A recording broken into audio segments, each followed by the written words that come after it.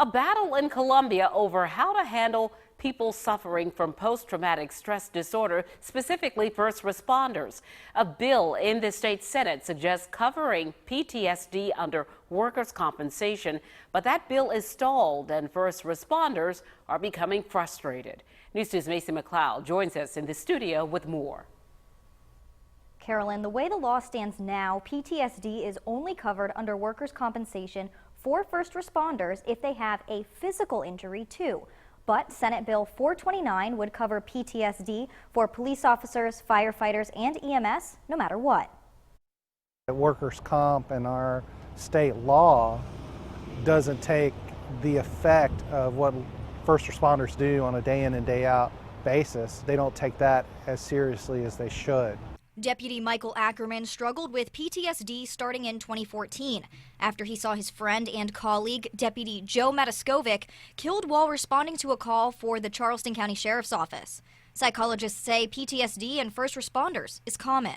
5 to 20% of first responders will have diagnosable PTSD. And their rates of suicide are double that of the general population. Dr. Moreland says that's because of the cumulative stress they are expected to endure. And they're constantly seeing horrific events and having to respond to them very quickly, and then don't really get a whole lot of recovery time after the response. The bill to make PTSD fall under workers' comp for these police officers and firefighters is stalled in the state Senate. That's because it is contested by a couple of committee members. I spoke to one of those senators, Shane Massey, on the phone today. This is not a loophole. I think the workers' compensation program was not designed for these types of injuries. He suggests using other resources already available and broadening first responder health insurance to make sure PTSD is covered. I don't really want people to have to get caught up in the workers' compensation bureaucracy or get strung along by the comp insurance carriers that could delay the treatment options. Ackerman says this is what workers' comp is for, and why put it off when this option is ready now. Its initial purpose was to make that employee whole or as whole again as possible so that they could return back to work.